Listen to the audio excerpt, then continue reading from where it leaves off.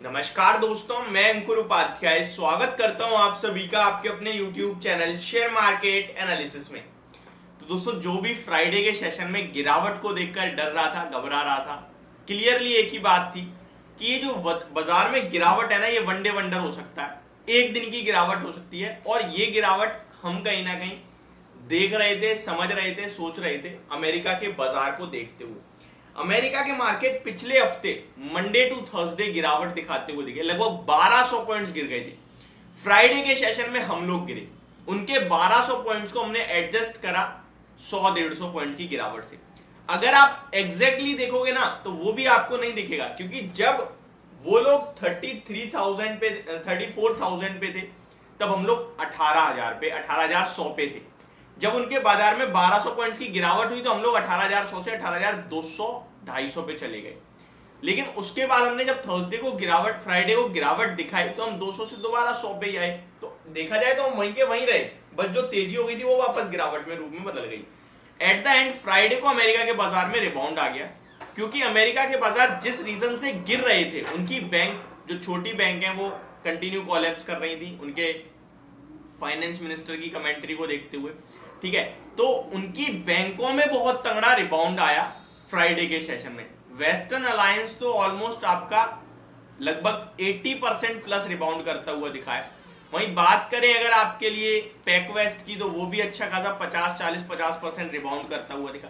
तो ये अच्छे संकेत थे। उसके बाद वीकेंड पे मैंने आप सभी के साथ शेयर भी करा कि बाजार में यहां से आपके लिए दोबारा निफ्टी जल्दी 18,200 दिखा सकती है। इनफैक्ट मैं तो ये भी कह रहा था कि शायद मंडे को ना दिखे, लेकिन ट्यूसडे को दिख जाएगा आपको, क्योंकि जो सेलिंग हुई है ना फ्राइडे के सेशन में मार्केट में, वो थोड़ा सा एक नेगेटिव साइन था। DIIs बड़ा बेच के गए हैं, FIIs फ्यूचर्स में बड़ा बेच कर गए हैं, तो ये थोड़ा नेगेटिव लग रहा था मुझे। तो मुझे लगा आज मूड माहौल नॉर्मल होगा और कल से बाइंग आएगी, लेकिन वो एक ही दिन में सब कुछ शांत हुआ और आज ही बाइंग आ गई।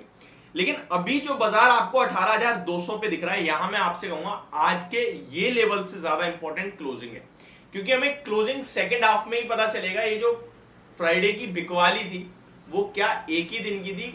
बड़े बायर्स जो सेलर हैं FIDIs, उनका मूड माहौल दोबारा बदल रहा है और वो बाइंग साइड पे आ रहे हैं क्या? ये देखना हमारे लिए बहुत इंपॉर्टेंट हो जाएगा।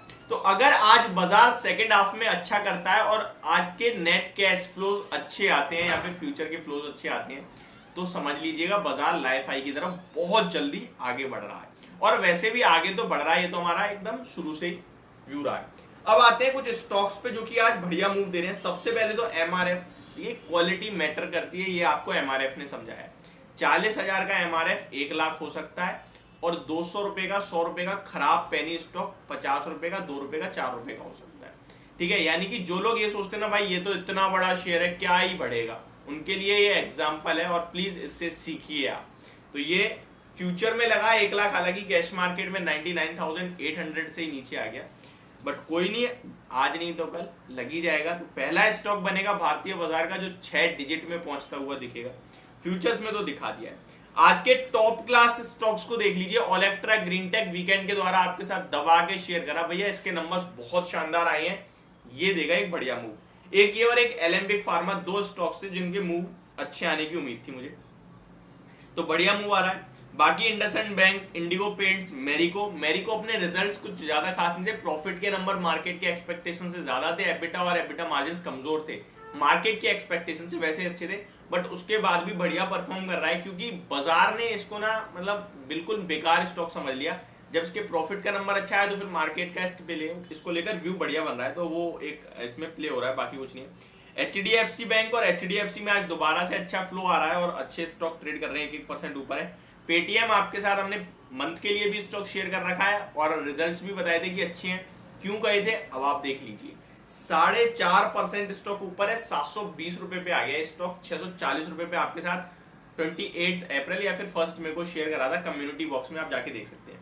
कम्युनिटी बॉक्स में एक स्टॉक शेयर करा था गेल, GAEL, यानी गुजरात अंबुजा एक्सपोर्ट लिमिटेड। वो आज क्रैश हो गया है, लगभग 7.5% टूटा है स्टॉक, नीचे से भी लगभग 3-3.5% रिकवर भी हो गया है, 10% तक टूट गया था खराब नंबर्स के चलते। लेकिन अभी भी ये स्टॉक हमने 280 पे आई थिंक आपके साथ शेयर करा है, 266 चल रहा है। अभी भी मेरा व्यू इस स्टॉक को लेकर नेगेटिव नहीं है।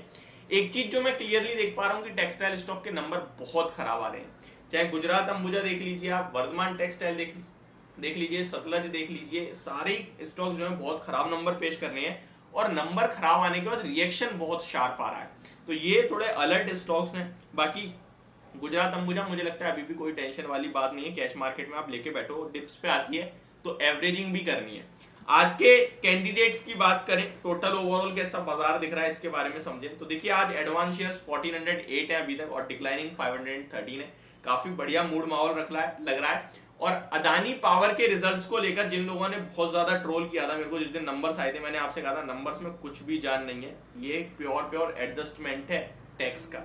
स्टॉक अभी आपके लिए नीचे ही ट्रेड कर रहा है, ऊपर ट्रेड नहीं कर रहा। लेकिन एक प्रॉब्लम और है, अदानी ग्रुप के लिए आज खराब खबर आई है। वो अदानी पावर के लिए नहीं है, Adani total gas and transmission के लिए।